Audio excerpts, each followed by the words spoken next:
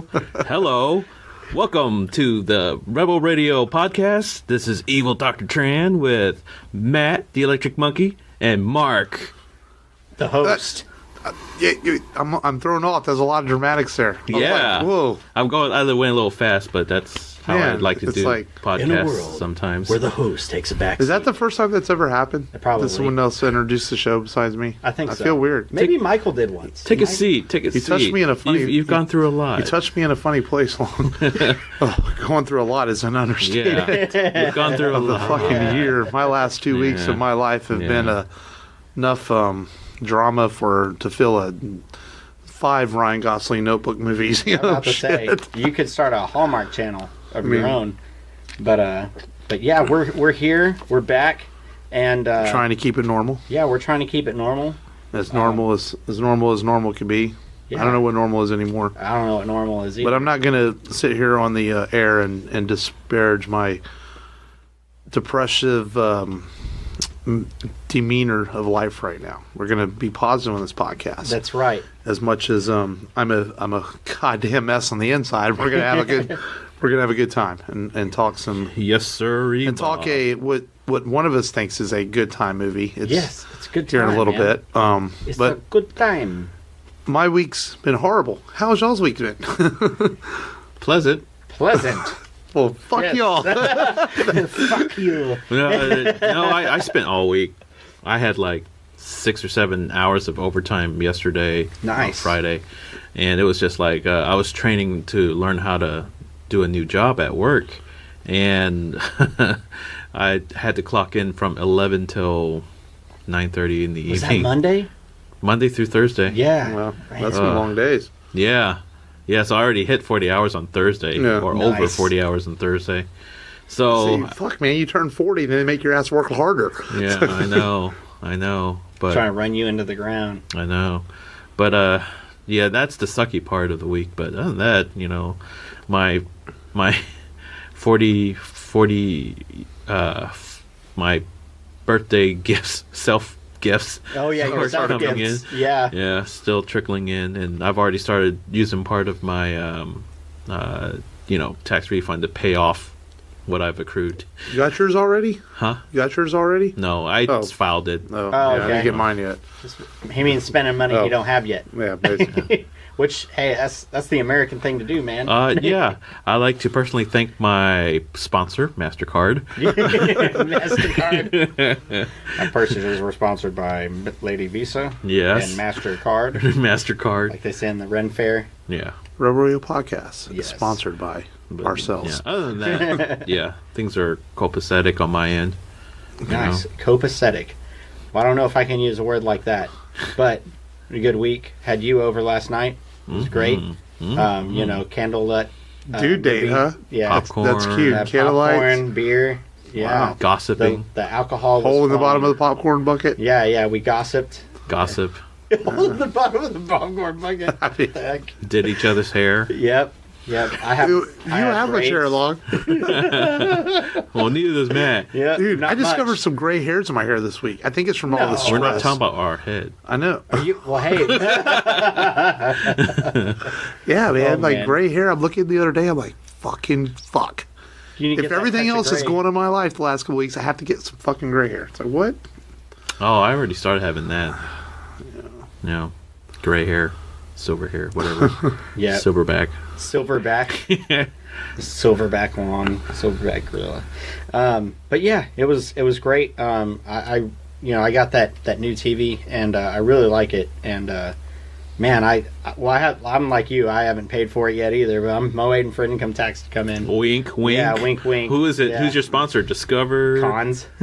Oh my God! Yeah. Really? Yeah. So I have That's to even pay it worse. off. And, like as soon as it comes in, I have to pay it off, or else they're gonna rape me pretty much. Cons, huh? So did you Not watch Best Buy? You didn't go to Best Buy? Nah. Did you watch 4K porn yet? No, not yet. I gotta wait till she's gone out of the house, and then I can rent some. She doesn't like to watch it with you? No, she feels guilty, even though she's watched it before. But like softcore stuff, like basically glorified dry humping. So, channel swapping Cinemax back in the day.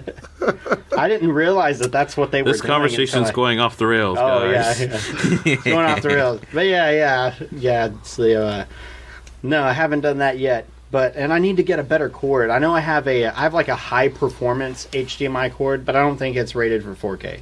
But it still looks really good. But I'm getting a really good picture. I just buy this. I had a high performance cord, and maybe it's because of my eyesight. I don't see the difference. The regular $9 HDMI cords work just fine. Yeah. I don't really see the big difference, you know. And like I think you can get good HDMI cords that are rated for 4K for like maybe $20. Yeah, they'll go really spending $45 on a cord. I've seen them for more. It's just like splitters, man. You can get a decent splitter for like $40. Yeah. But they have those splitters out there that are like $99. They're supposed to be like the best, and they'll make your TV work. But no, don't spend that much. Yeah, they were trying to sell me like a $120 cord. Yeah. And I was like, they're like, yeah, because it's got multiple coils, and I'm like, nah, that's like some BS that you're trying to sell me, and just to get me to spend more. And I was like, I'm already paying for a 2-year warranty just for comfort reasons. I never buy warranty. I probably shouldn't have. I didn't want to. I bought one time at Best Buy, and then they sat there and argued with me when I brought it back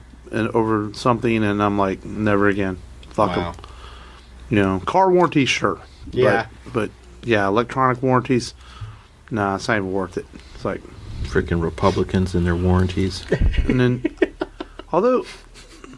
and plus, like, if it's a Sony product, a lot of people don't know this. Like Sony, most of their stuff, their factory warranties are 4 or 5 years. Really? A lot of times, a Sony item, like if your PlayStation breaks, a lot of times you can send it to them and it costs you almost nothing. Yeah, mine's an LG, so they probably do have a lot of Sony is a really good customer service when it comes to that, but not whenever you actually get charged for PlayStation Plus and you want your $60 back and they won't do it. Wow. That happened to me a couple of years ago, and I'm like, I forgot to turn off auto renew, and they wouldn't give me my $60 back.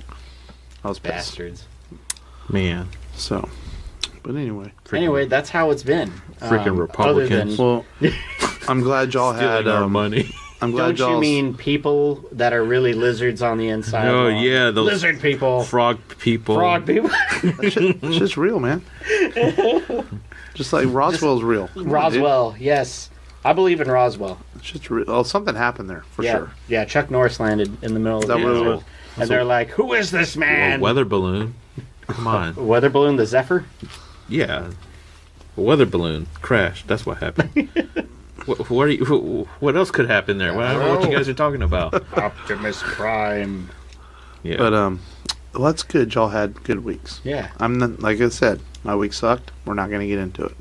Yep. Happy thoughts. Happy little trees. Happy. Bob like Ross. in Zoolander, whenever, just imagine Will Ferrell popping up on the screen as Mugatu saying, happy. Yeah. Yeah. Yeah. Did you don't remember that part from Zoolander? We will do Zoolander on the show. I've never seen Zoolander. You like believe it or not. I've never watched all the way through. I can't do Ben Stiller. No? What? Never been a fan. Not even Dodgeball? Dodgeball's okay. I think Vince Vaughn is funny. I think, yeah, and that's my thing. There's like 2 funny scenes in it. It's I've never been a Ben Stiller guy. There's something about Mary's okay. Yeah, something about Mary. But I've just never been. I like him in Meet the Fockers. I think he's okay in something about in Polly. But even though, even the Meet the Fockers movies though, or Meet the Parents, whatever they're called, the first one, they work because of De Niro's straightness. Yeah, it's not so much Stiller's funny; it's because he plays off De Niro's straightness. Stiller is a guy that has to play off of people. You have to give him something in order for him to. Yeah, I'm listening. I've never been his stand-up was that way. I almost got it. Yeah, I've just never been a Stiller guy. Stiller's one of those guys I just want to slap for some reason. Yeah, I don't know. Well, this would make you want to slap him more watching him in Zoolander. I'm kind of noticing that you don't really like any comedies in general. I'm very tough on comedies. Like I like the Hangover movies. I thought they were okay. Mm-hmm. Those are terrible. No. I like Beavis and Butthead. Yes. Like, I was thinking like the other day Beavis and Butthead doing Miracles on TV. I'm like, man, we're going to do this on the podcast. What do you think about cool. like the spoof movies like The Naked Gun? Those spoof movies, yes. They're okay. Yeah. But like The Naked Gun's pretty funny. Like Airplane's funny. The last good spoof movie I think that was made was Scary Movie 1. Even that's not that good. I think it's disgusting. Yes, it is. Scary Movie 1 is funny. Yes, it is funny. It With is. the Is it one the with Carmen Electra running and she gets stabbed in the chest, that one. and he pulls out the breast implant. The second one's the one I walked out of the theater. Yeah. Dude, I didn't even finish the second one. Oh, that's the one with James Woods. I went and watched something else. I and was he's like, the this is priest. stupid. Yeah, you told me about that. That one's okay. But yeah, Not Another Teen Movie was okay just because it showed a lot of boobs. Yeah. The Chris girl just Evans. walking around naked. Chris Evans is hilarious in that movie. But yeah, 'cause yeah, that I'm was pretty tough on 2005. like I'm an old school comedy guy. Like give me old school Chevy Chase, old school Steve Martin. Marx Brothers. Three Amigos. I don't know if I've seen that Martin one. Short. You've never seen the Marx Brothers movie? I may have and just don't know what it was. Three Stooges? Oh, that old yeah. Laurel and Hardy? Yeah, I'm an old school comedy guy. That old? You mean that Yeah, old? I watch that stuff. Yeah. okay. The first Three Stooges thing that I ever saw was the cartoon, the one with the cartoon Egyptian thing in there where they go in, they steal the tablets, the pyramid. I guess it was a play on the comedy version of the Mummy. Well, they Frank, have those movies where the Three Stooges met all the Universal monsters. Yeah, That's probably what you watched. that's probably what it was. I remember seeing Abbott and Costello meets the Wolf. Oh, that's right. It was Abbott Yeah. Costello. Yeah. And they also met Frankenstein. They had a few of those. They had Lon Chaney on there. Yeah. And did Bela Lugosi, was he in it? He might have Bela appeared in Lugosi, one of them. probably. Yeah. Yeah. They were making a living off of dragging those monsters out into oblivion doing Karloff. comedies. Yeah. That's right. Boy, Boris Karloff still had a career longer than Bela Lugosi. Yeah.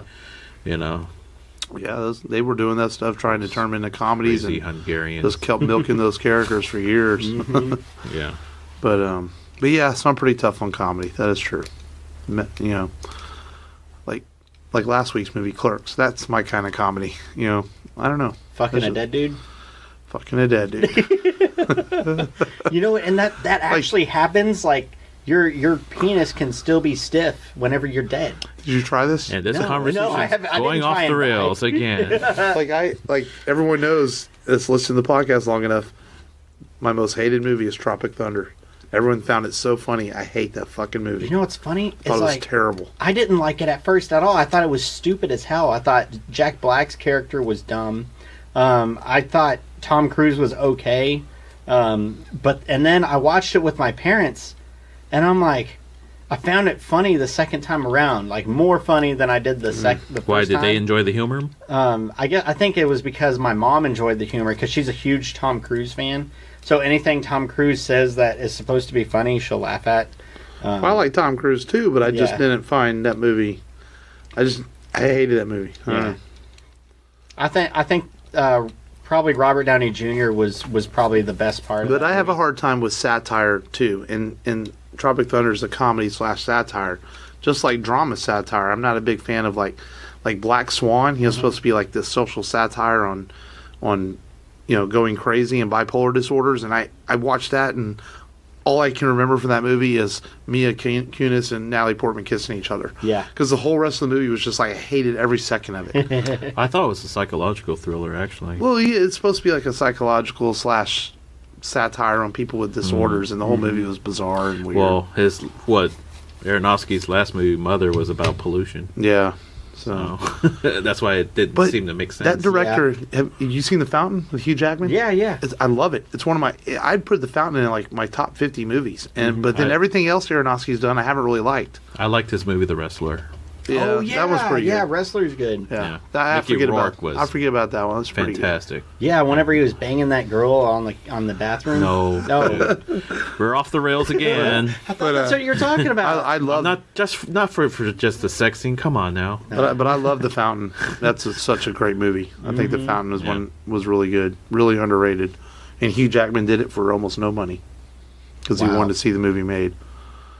But yeah, That's lots awesome. so let's get into today's show. Yes. Are we ready? Download this. Download this. Where we tell people what we watched, streamed, played, checked out this week. I very much slacked in this department this week, but I did watch a little bit. But I'll let you guys go first. Yeah. I wanted to watch a few more car chase movies, so I watched Fast and the Furious because that was a thing. That was big. Whenever It was on. Okay. I still never going to wrap my mind around why Sci-Fi Channel airs that. I don't It's know not either. sci-fi. And it was on the other day, and I'm sitting here watching. I know sci-fi's been doing that for many years now, Yeah. airing other movies. But I'm just Maybe like, they mistook it for Pitch Black. could at least you stay close to science fiction, like fantasy, horror, Yeah. but a car thief movie? Anyway, go on. They're like, isn't this movie where he's like a prisoner and he can only see at night? Or maybe it's science fiction because Vin Diesel acts the same all the time. Like, Yeah. I'm a badass and I'm always going to act the same way. I'm gonna talk and Yeah, and I don't know how to act any other way but like a tough dude, you know? Yes. It's like, Vin Even Diesel, whenever he was in he's I've enjoyed, don't get me Babysitter wrong, movie. I don't hate the Fast and Furious movies. I've enjoyed them for what they were. Yeah, At least yeah. the first five. The first five are pretty good. Yeah. But he is the same all the time. It's always like this, I gotta look badass. He can't even fucking crack a smile. He's like always the same look. And that's why people don't understand why Dwayne Johnson, he's a tough guy, but he has a charisma to him. He can crack a smile. He can Yeah. be funny. Vin Diesel's the same fucking character all the time. And that's he why runs his own production company. Yeah, and that's why the Riddick movies never took off. Just because he's not a charismatic guy to sell. But so Fast and Furious. Yeah, yeah. I really like the first one. Obviously, the second one, it We hungry. yeah. That's all I remember from We the second one. hungry. And ejectocito, cuz, and then they destroyed the Mustang. The first one's a legitimately good heist movie. Yeah, You it know? is. And I liked it. You know, the iconic cars in there. My cousin owned a Nissan 240SX, and it went from being a $1,000 car to being a $4,000 car just because that movie came out. And he's like, yes, he's like, it made my car more valuable. And so it did a lot of things for like pop culture references. I mean, It also got a lot of kids in trouble street racing. It really did. I remember that. Oh man! After that, everyone wanted exhaust. Everyone wanted intake. They wanted Sales of nitrous. NOS like went up. Yeah, that Zex started selling wet nitrous systems, and people forgot that they had to purge nitrous lines after they used them, and so nitrous would freeze up in there, and then you'd start your car again. Sometimes that would cause explosions in the cars. So. Yeah. Wasn't really good for people that were setting them up amateurly. But hey, it was what it was. And then we had to lower 18-wheelers because you have people trying to go underneath 18-wheelers on the road now. But yeah, it was really really good for what it was. So, anything else? Nah, that's really it. I had a fairly unproductive week as well. One Some extra weeks were movie. like that. Yeah, Yeah. long. Well, from what little free time I had this week. Yeah, you were a working man this week. Yeah. Working 10-hour shifts almost every day this week.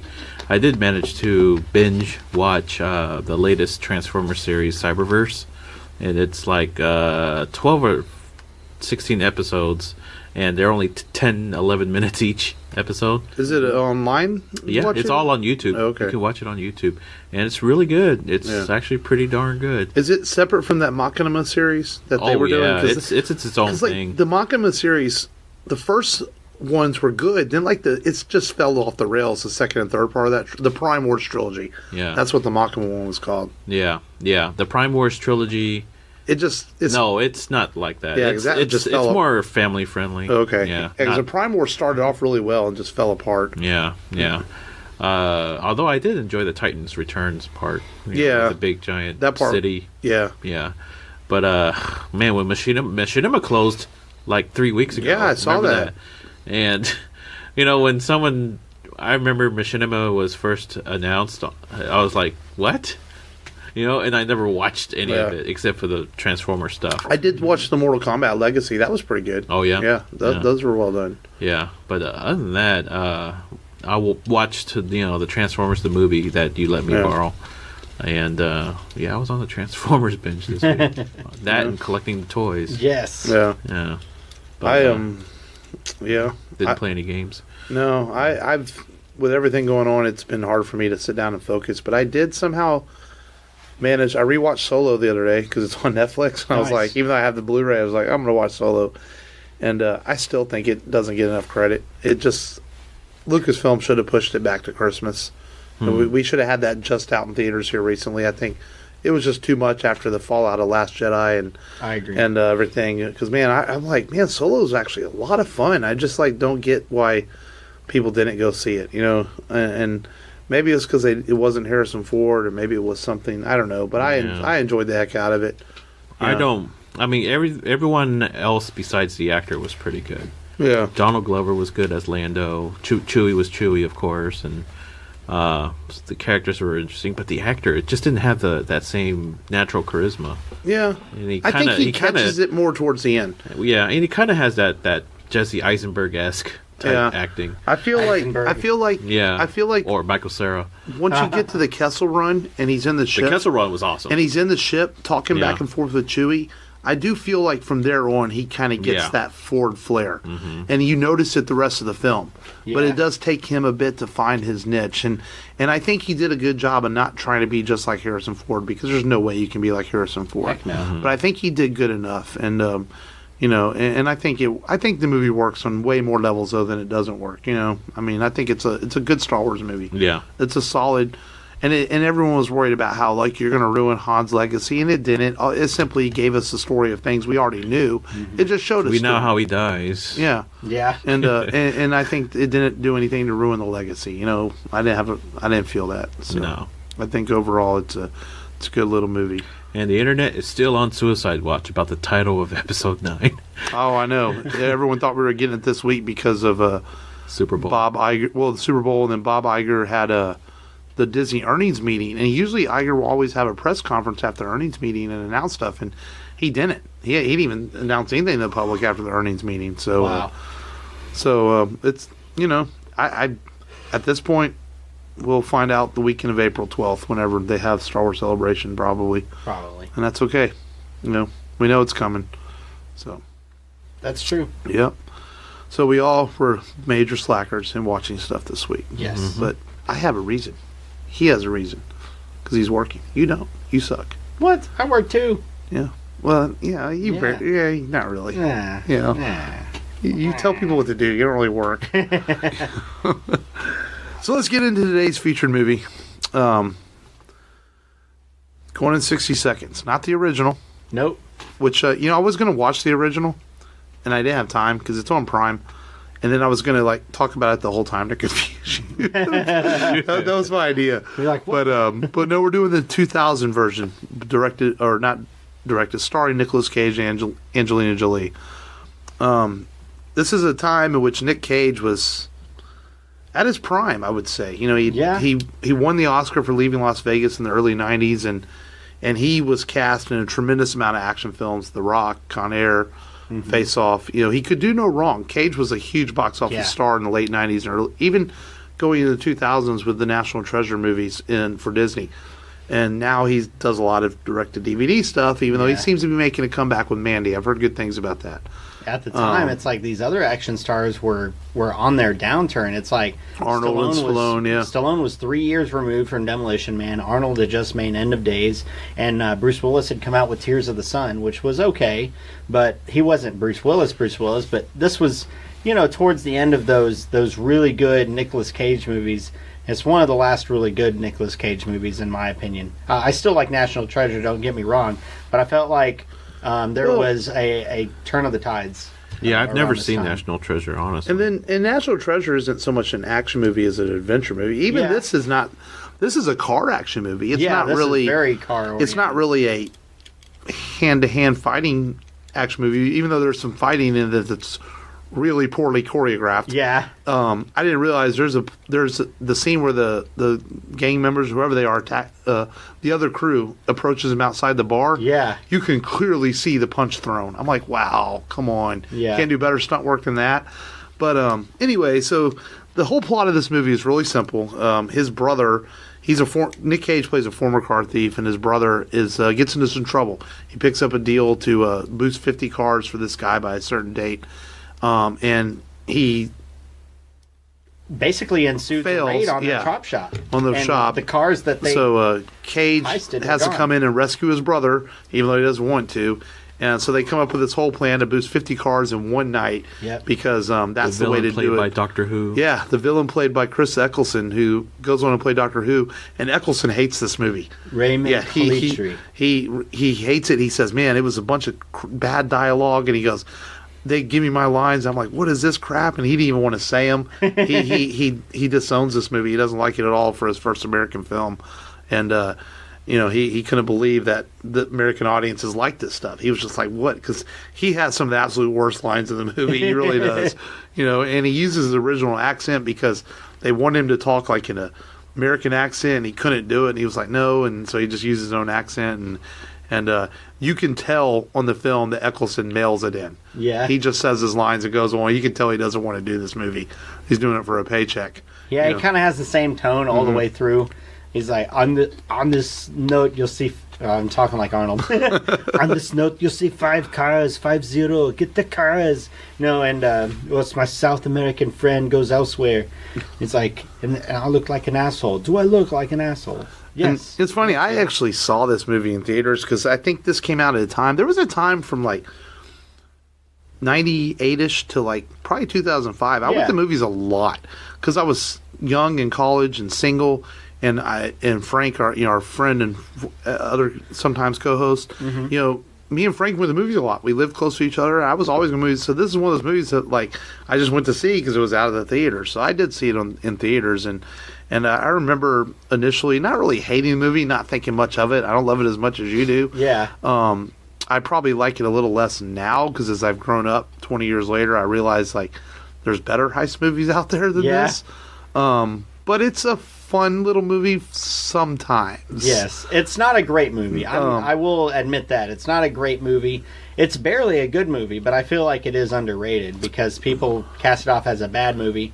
But it's not a bad movie. But it's a mediocre movie. Yeah. Yeah. You had seen it before this, right? This is the first time you ever watched it? Yeah. Voluntarily. No, actually, my first experience with the movie is when I was working at Office Depot, and someone decides to put that on the loop on laptop. Nice. On a bunch of laptops. And I'm like, I would just catch it whenever I pass by, It's always like a certain scene, and it's like, whatever, It's always playing in the background, so I'm not a stranger to it totally. Right. I'm first time you sat down and watched it, though. But yeah, sat down and watched it. It's like, hey, I remember that being spoken while I was walking past it. Because this movie is full of just like purposely dialogue written one-liners that aren't even good. Like Angelina Jolie, who plays Sway, is her name? Yeah, Sway. Just says things to say it. And there's no reason for her to say it at the movie. Well, she only wanted to be in the movie because she loves cars. Yeah. She's a huge car fan. But she has lines of dialogue. The only time she has a purpose is when she's interacting with Nick Cage's character. Yeah. The rest of the time, she just says things to say things like, always loved the redhead. There's no purpose for her to say that at that moment. The redhead is slang for the Ferrari that they're stealing. No, I get that. Yeah. But there's no reason for her to walk in the shop and say it. I was at Matt's yesterday. Before we watched the movie, I actually tried to stall as long as I could before we started watching the movie. No, I wasn't. I was just shooting the breeze with him. Yeah. I was kind of, hey, this is more fun than watching that movie. But that's okay. Yeah, she's really just there to be a pretty face and to say things. And this movie's full of one-liners like that. These characters will say things in this movie that's no reason for her to say it. Like, no one would be in a high-speed chase or be boosting a car and just say this one-liner at that moment. And this movie is full of just words like, there's no reason to talk right here. But we need some dialogue to make the scene flow. Yeah. Whenever he's like, a brother's love is a brother's love. Everyone here in agreement is like the best scene in the movie is definitely the car chase scene. Absolutely. Towards the end. Yeah. I mean, it did some things that I didn't expect, but I enjoyed was the tank, the gas tank flying around. Oh yes, that's a pretty cool. But there's some fantasy elements, like when he jumps the bridge. There's no way he's going to jump that far. Yeah. It's just like, and Cage is at his kind of Hamish best in this. He's really hamming it up with his hands, and his blonde hair, and a little wire. You can tell Cage is having fun though in it. Yeah. And that is one prop I'll give to him, that he made this movie and had fun doing it. It's very much a product of the '90s editing style. like quick edits. It's Bruckheimer, dramatic music, a lot of cameras moving around bodies and fast movement. Or Michael Bay-ish. Yeah, Michael Bay-ish. It's a Michael Bay movie that's not a Michael Bay movie. Yeah. There were a lot of movies like that in the 90s, that style. I mean, I love Con Air, but it's guilty of that too, you know. Mm-hmm. And but it's a well shot movie. I'll give it that. Yeah. Well shot. You can follow the action. Yeah, you can follow the action. Not like a Bay movie. It's got Robert Duvall in it, one of our best actors. So it's got some. Boo Radley. It's got some credibility there. It really does. Patton. Patton's one of those actors that just like. He has some good. He's okay. He's a typical character actor. I don't know. I liked him in Remember the Titans, another Bruckheimer film. Replace him with a cardboard. Patton's been a cardboard cutout. Yeah, Patton's been in a lot of Bruckheimer films. He was in Armageddon, and Actually, he was pretty good in Remember the Titans. Yeah. I guess he's Bruckheimer's Johnny. He's Depp, one of Bruckheimer's guys. Kind of like. Well, I don't know. Bruckheimer used a lot of guys over and over again. Yeah. But it's got some good car scenes in it. We were talking and download this Fast and Furious. I would argue though the car scenes in this might be better than the Fast and Furious, because the thing about Fast and Furious, there's a lot of CGI in that. In this is a lot of it's almost all practical effects. They really use these cars in here. I think I read somewhere there was only, if they couldn't find a car they wanted to use, they'd use a different car, so they didn't have to use any CGI. Yeah, and in fact, they wanted to use a McLaren F1, but they weren't able to get their hands on one, so they replaced it with another supercar, the Jaguar X220. And the movie was successful enough that it did make the 67 Shelbys become popular again. People were looking for them. Oh, yeah. People were pulling them out of storage and selling them. And it even caused, who makes the Shelby? Ford. Yeah, it even made Ford bring the Shelby back. Yep. Into dealerships, and then they're still making it today. 2005, yeah. I think they still do one every year now. They end up bringing it back. So the movie. Yeah, they went away in '93 with the last of the hatchback models, and then it came back in 2005 as a 5.0 liter. Yeah, but so it did things like that, and plot wise, it's pretty simple. You always knew the whole time that they were going to probably get the cars pulled off in time. It's not a movie that there was ever any real danger to any of the characters. Yeah, there's very little violence in the movie. Like the bad guy makes threats, but you never see the bad guy actually really kill anyone. Yeah, even though he acts like this badass car thief guy or whoever he works for, but yet he never does anything really villainous. He never does anything villainous, and he has this. The furniture thing is weird. Yeah. It's like he builds furniture to shop, and he's like got a hard-on for or something. He really does. So Nicolas Cage at the end of the movie, his character, what is Cage's character's name? Memphis Raines. I feel like these names are so good. He starts breaking the furniture. The guy's like freaking out. No. It's kind of weird. It's like, what? It's so weird. You got a hard on for furniture. Yeah, it's like, what's wrong with you, man? It's just furniture. You're threatening to kill his brother. You're mad that he broke your furniture. Don't be a fucking pussy, Mm-hmm. It's like, what? I didn't. It's weird stuff in the movie. Yeah. I kind of enjoyed him getting that kind of comeuppance. Yeah. And then at the end, he's like, I'm a police officer in Castlebeck. I'm a police officer. If you kill me, your life is over. No, if I kill you, your life is over. And Delroy Lindo, here's a guy who, it's a pretty good character actor, but Lindo. Is it Lindo? Yeah. I thought it was Lindo. Delroy Lindo. Yeah. He always would get cast as. He's kind of bland. The typical black cop in a lot of movies, or like the black lieutenant, like in Broken Arrow. Yeah. He unfortunately was always that very same character in most of his movies, whether a guy in authority who always delivered the exposition, explained what was going on. And that's kind of what he is in this. He's just there to, and there's so much wrong that the cops do in this movie, okay? They're not going to sit and wait till they start boosting cars. They would have raided the shop as soon as they knew where the shop was, even in real life, just to slow them down. Yeah. And that's what's so ridiculous about this. The cops sit here and allow this all to happen. And if this was real, it never would have been that way.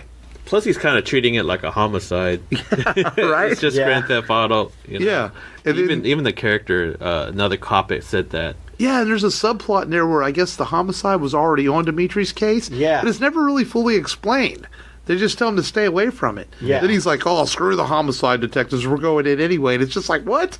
It's like that. We're getting him down for auto theft. Yeah, it's just like, so there's some plot holes in there like that, Yeah. you know, but it's an enjoyable movie for the most part. Like, it's not something I'm going to probably watch again for a long time.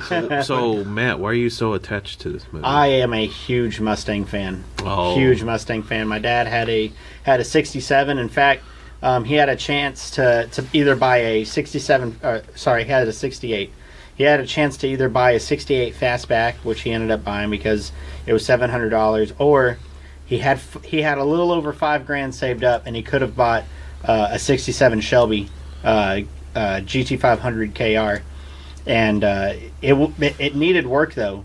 It ran, but it needed some more work. And he's like, man, but I could have got it, but it would have taken even more money to really get it to where it needed to be. And I didn't want to spend all the money I saved up, so I bought this. It was an inline six, and my uncle still has it. He ripped the straight six out of it and dropped a 302, which is my grandfather, Paul Childs, rest in peace. It was his last engine he ever built. He was a big NASCAR fan, and so he put the biggest size piston he could put on that engine and maxed out the compression. And I'm a big car fan. I every time I went over, NASCAR was on TV, which I'm not huge into NASCAR because I don't get a lot of it. I wish they would make the races a little bit more interesting. Well, like the thing about Dodge NASCAR, Dynamite on the track or something. well, I'm not a race guy either, like watching on TV. Yeah. But when I went to the Indy race last year, and then they had the Truck Series Friday Night NASCAR, that's definitely a sport that in person, it's freaking badass. I think you told me about that. Yeah. On TV, no way, because you don't feel the speed. When you see it in person, you're like, wow, this is cool. And it goes by really quick. On TV, it feels like it lasts 4 hours. When you see it in person, it's like 3 hours, it's over. You're like, oh, it's over? It's so much cooler in person. Yeah. You know? So he had a hard-on for Wood in the movie. You had a hard-on for Mustangs. That's Yes. basically where you're getting at. Yeah, basically. But you know, what's some cool things about this? You know, Nick Cage did a lot of his own stunt driving. And Yes, that's, you know, I saw that. and some of the other actors were so like felt jealous by it that they wanted to be taught, and some of them learned. You know, Yeah, Angelina like got Lindo. behind the wheel, Yeah. and Lindo wanted to learn how to do it too. You know, which I thought was kind of cool because Cage, I guess, is big into cars and stuff, and he Yeah. wanted to do his own driving. There is a scene that's very similar to the original where they have to blow the drugs off. Yes. They said that's identical to the original. And then the sign that is on the back of the or over in the Mercedes lot, there's a sign that says if you leave your keys in your car, it'll be gone in 60 seconds. Yeah. And it's a tribute to the original because it was taken from the set. And then a very little small fact is that J.J. Abrams did a rewrite on this. What? An To make it uncredited better. an uncredited rewrite. Before Wow. this is probably obviously pre Alias and Lost J.J. Abrams before Yeah. the one we have now. Well, this is 2000, so Mission Impossible. It's in the midst of it. Yeah, he would have been in the midst of it because Lost would have been, well, no, he would have been in the midst of the Alias by then. Yeah, Lost was what, 2003, 2004, around when Mission Impossible 3 came out. So yeah, Abrams was in charge of Lost? yeah, he was one of the producers on it. Huh. Damon Lindelof did most of the writing, but Abrams was one of the producers on Lost. Not a fan of Lindelof. Lindelof. Yeah. Why? Because he messed up Alien for you. Well, he's also doing that to Watchmen as well. 2004 to 2010 was Lost. So. Just like in The Rock, they used a lot of kit cars for the Eleanor. Yeah. Speaking of cars, Yeah. the reason why I bought this is because it's a cool looking muscle car. As soon as I could figure out how to close the seam. I wonder. Let me take a look at that. Transformers, more than meets the eye. But I think it's maybe either a Challenger or a cross between a Challenger. The back's and too a- short. Yeah. It looks like Or a fire chicken. Looks like an old Firebird. Yeah. But anyways, it looked cool. Yeah. As soon as I could figure out the seams. I've been struggling with this thing for the past half hour. That's why I've been so quiet. But it kind of fit the theme, of the show. So I brought this Transformer over because it looked like a pretty cool looking muscle car.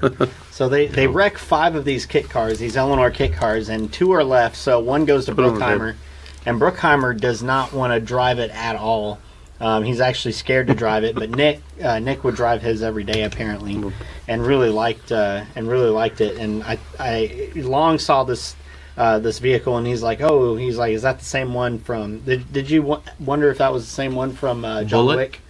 Oh, no. Okay. I was just commenting that Keanu Reeves did most of the stunt driving. Coincidentally, both with Mustangs, and I mentioned that Keanu, that was the Boss 429. Yeah. The 1969 Boss 429, which was the last year of the Boss Mustangs, and it was so relevant because it was the first V8 that Ford made that was under 5 seconds as a 0 to 60 time, and the engine was so big. Mustangs have a big engine bay already. If you ever see a Mustang, it's a very, very long front end. The engine bay is huge, and this engine was so big, it took up all the engine bay space, just like the Asian import cars have nowadays. You can't hardly work on anything in those cars because the engine bay is so almost feel tight. the Chevy, Pontiac, and Dodge crowd screaming murder at man right now for his Mustang fanboyism. Yes.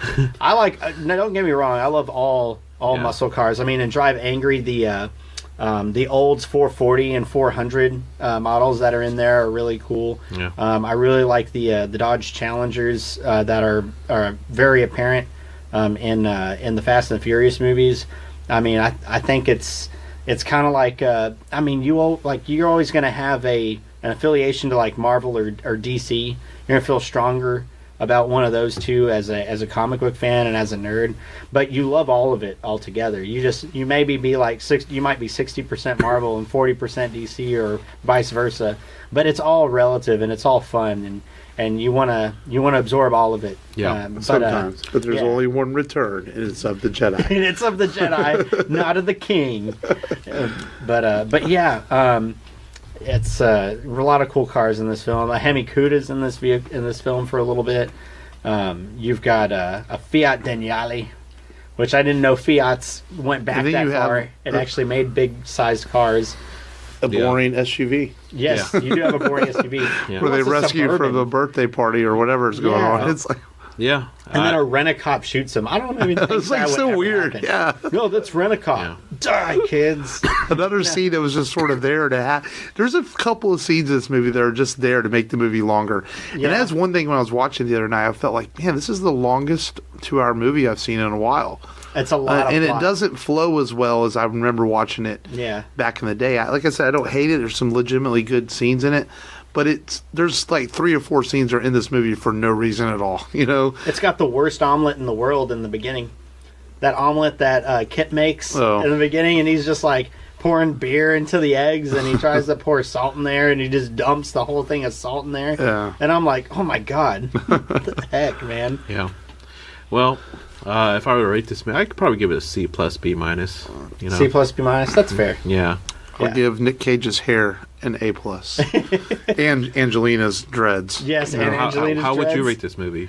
I would say B minus. B minus? Yeah, I would definitely say. But B how about minus. Personal enjoyment? Come on. Personal enjoyment, it's an A for me. Like, I can watch this anytime, any day.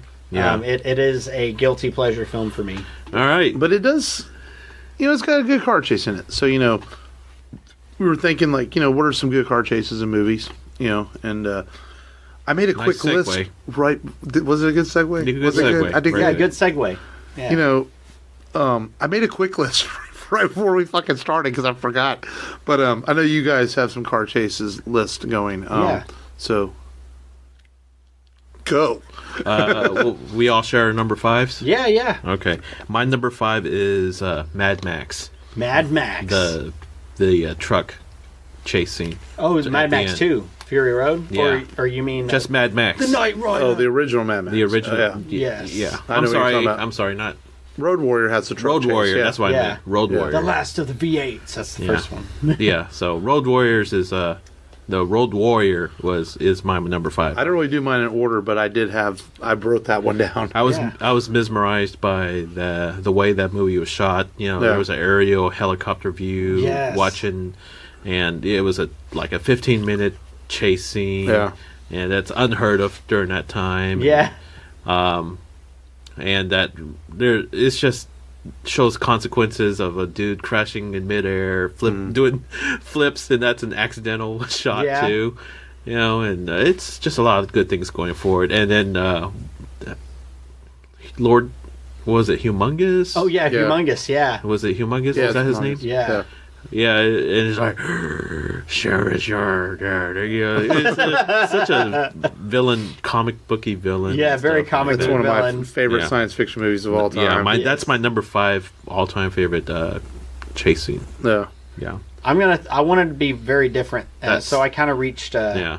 Actually, that's tied with Raiders of the Lost Ark when Indy was trying to get away. Oh, at the end? Oh, okay. Yeah, get away with the Ark, and then he had all these Nazis and motorcyclists coming after him. That's really good. That's tied too at number 5. I could always watch that over and over. Yeah. Oh, that's Raiders of the Lost Ark. Yeah. I'm gonna go with Cobra. The Mercury. I've never seen that. Yeah, so I know it's a Stallone They custom movie. made a Mercury Monterey, and they made 5 of them. They kept totaling them over and over and over again because they really did flip them. Is Cobra known for car chases, or is it? It's known as a generic Stallone movie. It kind of fell into the mix of the barrage Playing of off movies his that were Rocky and coming up. Rambo fame. Yeah. And so it kind of gets lost in translation, but it's got a really cool iconic knife from that movie. There's a really cool red dot. I forget. Oh man, I forget what. I think it's some kind of like the same revolver that Snake Plissken has from Escape from New York. It's something similar like that. But there's a really cool iconic knife that came out of that film too. But during the car chase, it's like Santa just appears randomly, and there's like a flock of ducks that just appear randomly. I've seen it, but it's been years since he flips the car around and drives backwards and shoots up the truck that's chasing him and blows up its engine, and it's kind of ridiculous in a good way. Everything explodes in the 80s. Yes, everything explodes. But it's fun. It's fun. I'll put it number 5. Well, I didn't really do 5. So I'm just going to start at number 4. The movie we covered not that long ago, man, I still think the final chase at the end of Smokey and the Bandit is really good. That's my 4 as well. I love it, man. It's so much fun as they're getting movie. to the getting across the state line to get the Coors Light you delivered, and the sheriff's on their tail the whole time, and it's iconic. It's one of the best. It's a staple of the time it came out, and people always remember that scene from the movie. And what else can I say? Field. It's just Sally Field. Yeah, it's we just, talked a lot about it. it's a fun movie, and it's a simple car chase. There's not a lot of explosions and cars jumping everywhere, but it works so well. Yeah, it's just it's an iconic scene. The final cars chase in Smokey and the Man. Really, the whole movie's a chase scene, but those final 10 minutes are like just awesome. I have that at my number 4 too. I like it. It's a little campy, but it's very iconic, and it's something that you can watch over and over again. And no matter when you turn on the film, the car chase is still going on pretty much. Yeah, my number 4 is actually the highway chase scene in Matrix Reloaded. Oh, that's a cool one. That's a really good one to me. With the 2 Siamese brothers or whatever. And then the motorcycle chase scene that comes from it too, and it's like almost one take, and you're on the view of the biker going through all the cars and stuff like that. It was so groundbreaking to me, at least, and the fight at the top of the truck. Yeah. Yeah, and very well made chasing, in my opinion, and it's heavily CGI too. And I didn't realize how many CGI cars they used, but they did build an actual 1 mile long highway, out in the middle of nowhere. I didn't know that. Yeah, for that scene too. So they spent a lot of money on that.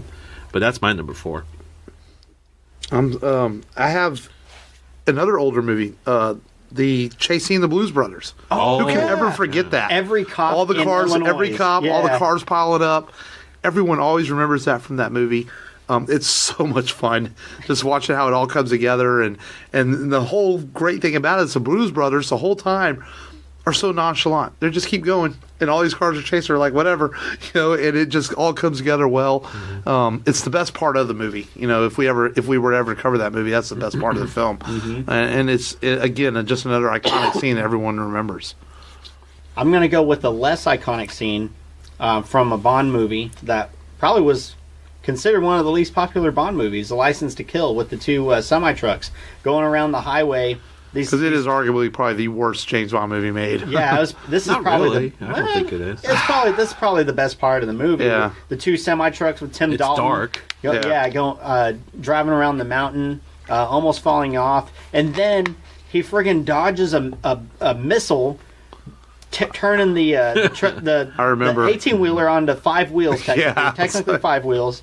And it goes underneath and shoots the vehicle in front of him, taking out another bad guy.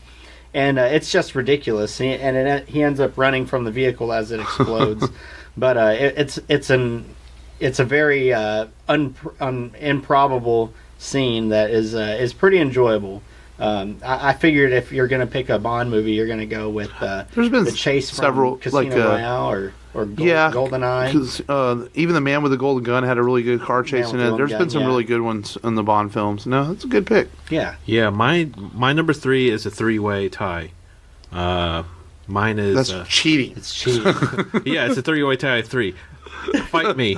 Anyways, actually, I put Batman Begins and Dark Knight. They have 2 really good chase scenes. Yeah, they do. And then at number 3, officially, is Death Proof. Death Proof, yes. And I've never been on the edge of my seat before watching a car chase scene where the stunt woman, like where she's hanging on the front of the car. She was on the hood of the car, hanging on for dear life, while the psychopathic stunt driver Kurt Russell is trying to knock her off the car, and and then it reverses into them in the Dodge Challenger chasing after Kurt Russell's character. It was such a damn well made. What's funny is Death Proof's not my favorite Quentin movie, but that scene always made me want him to do a really big action movie, and he's still never done it. He has action in his movies, but other than the sword fight in Kill Bill and that scene in Death Proof, those are really only 2 big action scenes he's ever done. Yeah. And I always wanted to see Quentin do like a full-on action film because of that scene. You know? And teach modern directors how to do a proper action or how to shoot an action movie. Because Quentin's truly a director, I believe, that can do anything. Yeah. But he just hasn't chose to go that route yet. Yeah. And if he sticks to his guns and only does 10 films, we may never get that. But and it's one of those chase scenes that ends on a perfect note, where Kurt Russell's character is a psychopath and he starts crying like a little boy, and apparently that's a common thing among, sociopaths. Yeah. They're like, they do all these cruel things to people, but when it happens to them, they start whimpering like a kid. Yeah. It's kind of, but anyways, great ending to a great car chase.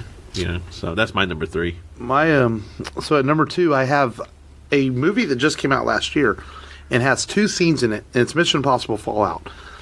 It's not just a car chase. There's a helicopter chase in that movie that's incredible, but we'll stick with the car chase. There's a car chase scene in the middle of this movie where Ethan Hunt is trying to get away from the people that have forcefully made him work for them. And it's through the streets of London, and it's really well shot. He's on a motorcycle. You've seen the scene in the trailer, because y'all haven't seen it yet.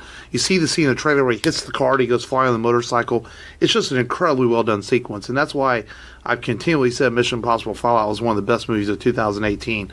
It's so good from beginning to end, and people that have dismissed that franchise as being a Tom Cruise cash grab because he keeps doing them, don't. It's really good. Fallout is excellent, and we've got some Mission Impossible news coming up in just a little bit, too, so it's foreshadowing. Yay. But that's at my number 2. I'm going to go with Terminator. Which one?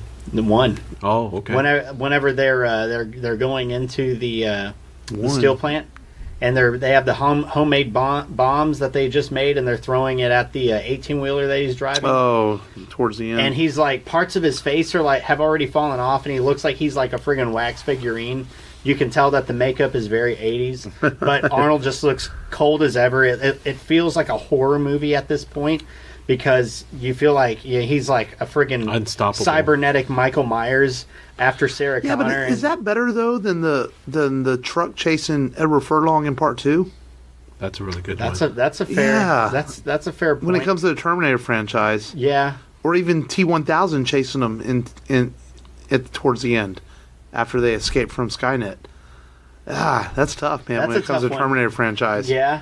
because Yeah, if you're gonna go I would argue Terminator the stuff in franchise. Part 2 is better. You know, It's definitely better than Part 3. yeah, yeah. Yeah. My number 2 is Ronin. Oh. I had that on my list, but my problem, I barely remember. I've seen the movie a couple times, but it's like just not memorable enough It has for me. 2 very long chase Yeah, scenes. I know they're considered 2 of the greatest chases ever filmed. Yeah, and I still remember it vividly to this day. You know, them driving around in the alleys in European cities and all that stuff, and Robert De Niro and Jean Reno, and they're chasing after the chick and Jonathan Pryce. You know, there's a lot of former Bond villains in this movie too. You know, and they were just. It's just the way it was cut. The editing was steady. And the director, you could tell John Frankenheimer made sure that no one missed anything. I actually saw that movie in theaters. I remember. Me too. I saw it twice in the theaters. Yeah. I liked it so much. But definitely one of the best car chase scenes. And Sean Bean getting the piss taken out of him. Yeah. He was talking about, oh, yeah, I'm the greatest mercenary. And Robert De Niro just dressing him down, you know, in that one scene. And then it's just, it does a very good job of putting the theater goer in the seat of that. It just felt such like an intimate car chase. You know, to me, that's my personal number 2. Oh, before we continue, anyone have Baby Driver in theirs? No. No?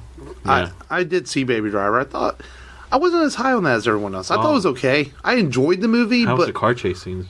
they were decent. Oh, you know, okay. but, I mean, yeah, there was some. I would say it was more good car driving in that movie than car chases. Oh. And I saw it though, and it's got Kevin Spacey in it, and I couldn't just help but think, what a creep the whole time I was watching it.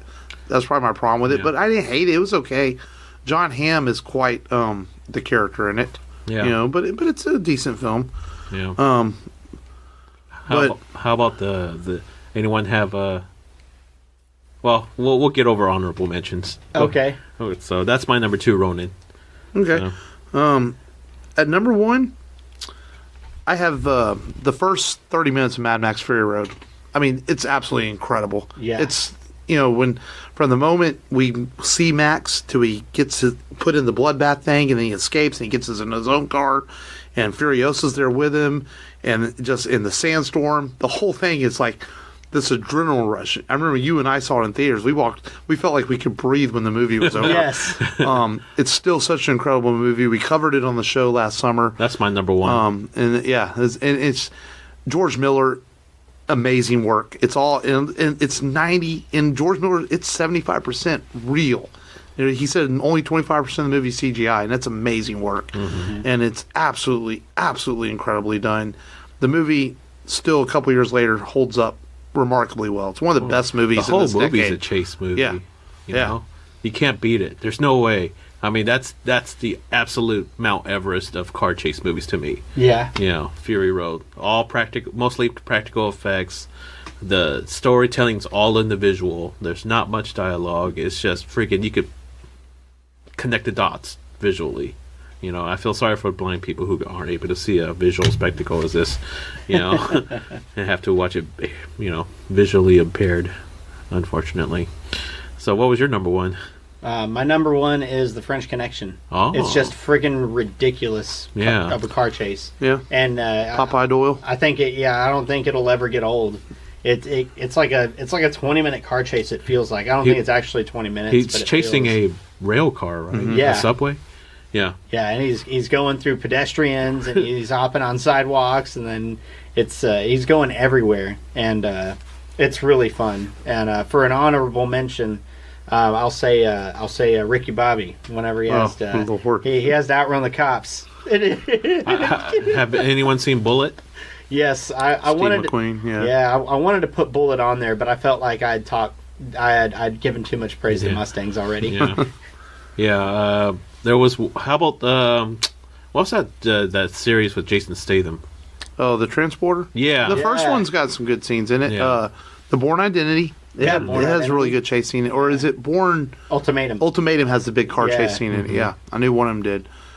So yeah, it's a subjective list. There's a lot of car chases in movies are something that have been going on for many years because people go to the theaters to be thrilled and excited. And what's more exciting than a car chase? Because you can't do that in real life. Yeah. You'll get pulled over by the police. So they put it in movies for us to watch and take part in and be part of that experience. Yeah, Force Awakens and Empire Strikes Back had really good chase scenes with the Millennium Falcon, at least. Yeah. Where that one's involved.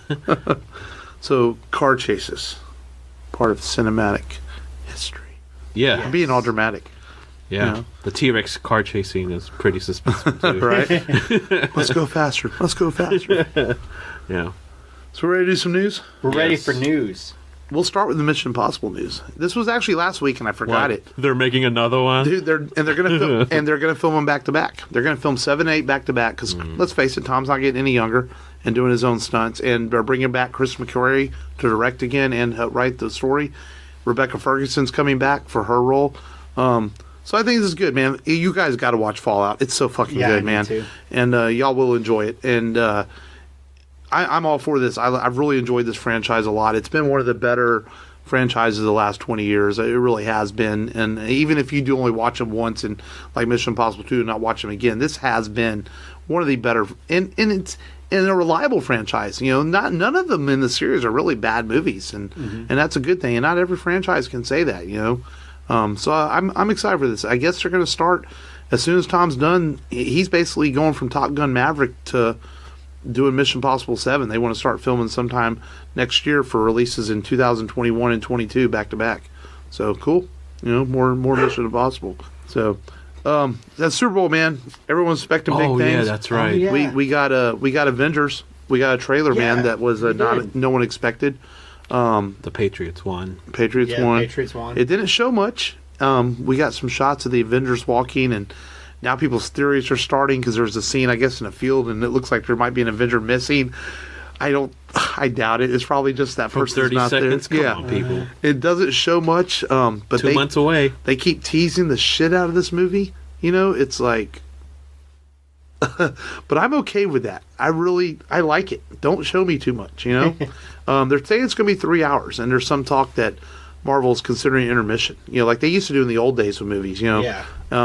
I don't think I've ever seen anything in theaters that had an intermission. Even Titanic or the Lord of the Rings films didn't have an intermission. Nope, they didn't. I know they used to. Like if you watch Ben-Hur on Blu-ray, it still has an intermission in it. Like they left it in, and things like that. So They have to do it right, though. I actually wouldn't mind a pee break. They have to have like Captain America come up and like the instructional videos from like Homecoming, and he pops up.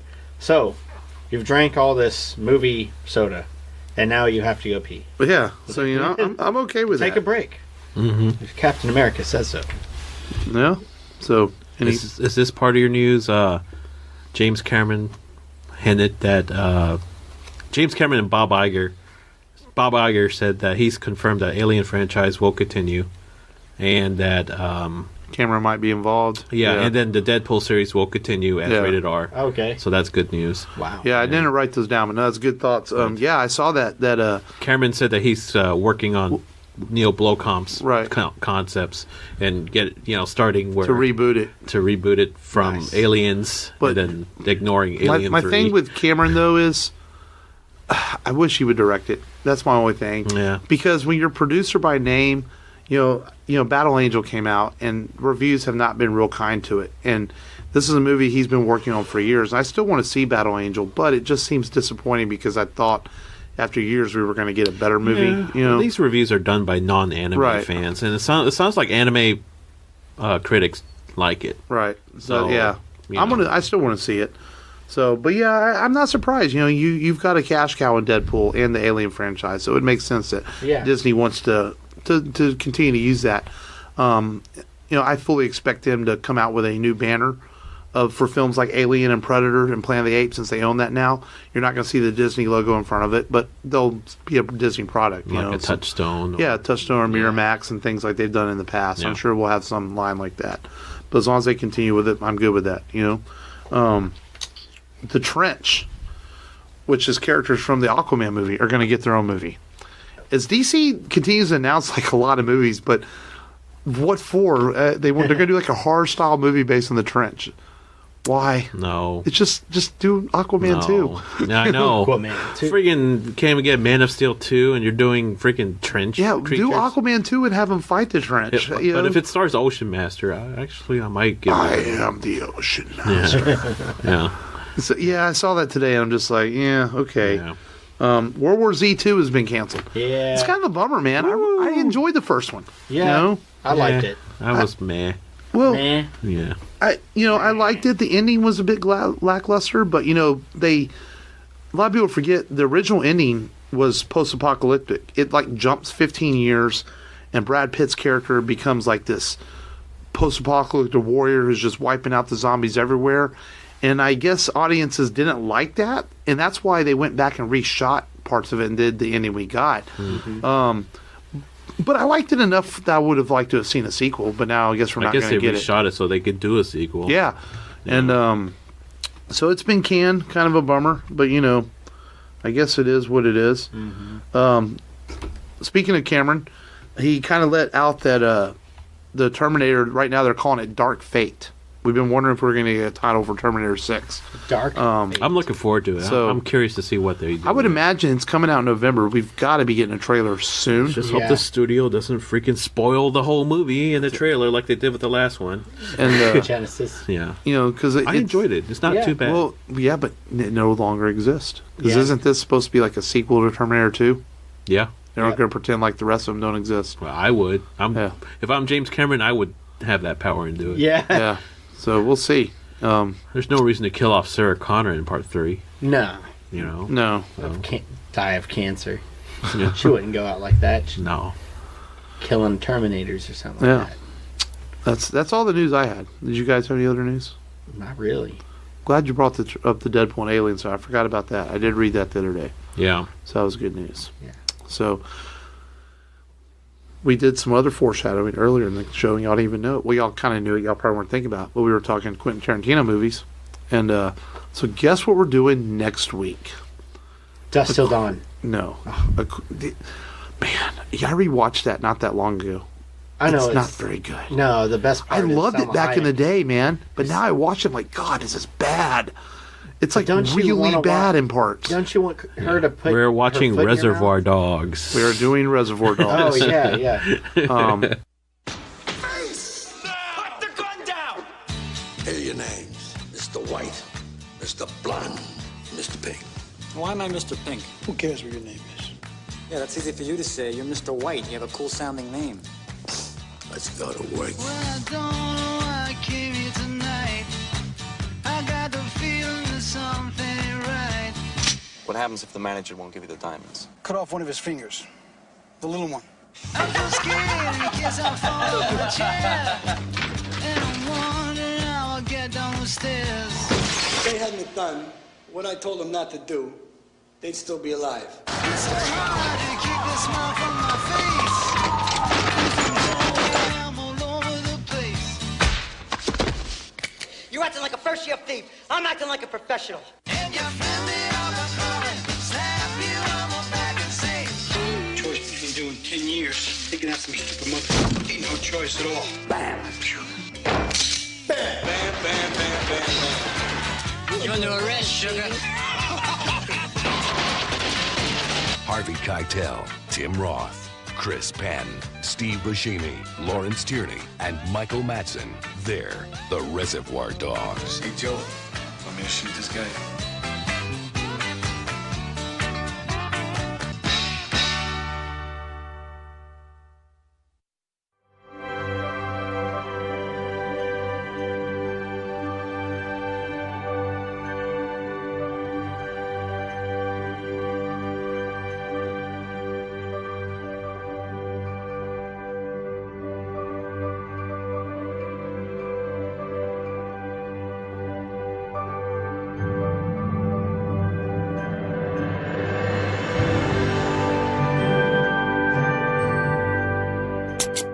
possibly my favorite Tarantino movie. Maybe not as... I'll agree it's not his best. That's probably Pulp Fiction. Okay. But Reservoir Dogs is a personal favorite. I really like this movie a lot. It's so well acted, well shot. It has this intensity about it without ever showing you the crime, but yet you feel like you saw the crime. And it's just so good. It's Harvey Keitel, Tim Roth. It's got a great cast. If you shoot me in a dream, you better wake up and apologize. What a great fucking line. Yeah. Yeah. So I'm really looking forward to talking about this. We've been talking about doing a Tarantino movie Mr. for Pink. a bit. You're Mr. Pink. Why do I got to be pissed? Or Mr. Yeah. Oh, Steve Buscemi. Yeah. Oh, yeah, Steve Buscemi. Michael Madsen. I mean, this cast is one of the best, and it's a great film. It's going to be a lot of fun to talk about. Much better film than Gone in 60 Seconds. Shake your head no? I am shaking my head. Underrated, sir. It is underrated. You lie. I'm just glad I don't have to. No. So, any preview thoughts from y'all on Reservoir Dogs? I'm gonna have to rewatch this because I guess I'm getting confused with Robert Duvall. Apparently, I thought Robert Duvall. Harvey was in this Keitel's film. in it. Yeah, it's Harvey Keitel. Mr. Wolf's in it. Mr. Wolf. Yeah. Yeah. I know that this movie helped put Quentin Tarantino's name on the map, and this is like the epitome of Gen X pop culture. Oh yeah. And many copycats have come since it. Yeah. People think that there were Pulp Fiction copycats, but I would argue Reservoir's just as copied as far as crime style films. So it's going to be a fun one to talk about next week on the Rebel Radio podcast. Reservoir Dogs. So watch it, people, if you have it. I don't know if it's streaming anywhere. I have it on Blu-ray, so it doesn't matter to me. Yeah, I'll have to look. But I don't know if it might be streaming. It could be on Hulu or Netflix or something. I don't know. Or Amazon Prime. Yes. But, and please follow us on Twitter and Facebook. We need your reviews. Please. Right. Yeah. We'll read your reviews on air. Yeah, take 5 minutes to go to iTunes. You can do it right there on your phone, man. If you're already listening to the podcast on your phone, you can go right there and leave a review on the iPad app. Ooh, excuse iTunes me. App, on the iTunes app, or your Stitcher app, or your Google Play app, or your Spotify app, or your iHeartRadio app. Please. Whatever you do to listen to the Rebel Radio podcast. Leave a review, and we will read it. And we, on our Twitter at Rebel Radio Pod, we're at about 800, almost 870 followers. Closer we get to 1,000, I think we're going to announce a little giveaway. I think we will give away something at 1,000. That's a big number to get to 1,000 followers. Retweet, please. Yes, retweet. Tweet like a bird. Don't like, retweet. Yes. That's what we want. And here in Houston, we've got a lot of great podcasts, man. A shout out to our guys at the Cult 45. They do some. They do really movies do. too from a different angle than we do. They kind of have some fun with some stuff. Our friends at Metal Geeks. Yes. Raging Nerds. A lot of great shows here in Houston. To listen to that if you like geek culture. So check them out and give them a shout out. And go to the rebelradiopodcast.com for all the latest episodes and hit the links there and all that good stuff. Maybe buy some T-shirts. Yeah, I don't know. maybe get a T-shirt. Support us. Because we pow. So until next time, though, that's all I've got. This has been Mark. This has been Matt. This is Evil. And until next time, just go there and do it. Hey, you're listening to the Rebel Radio Podcast. My name is Sean Patrick Flannery, and I hope you dig the podcast.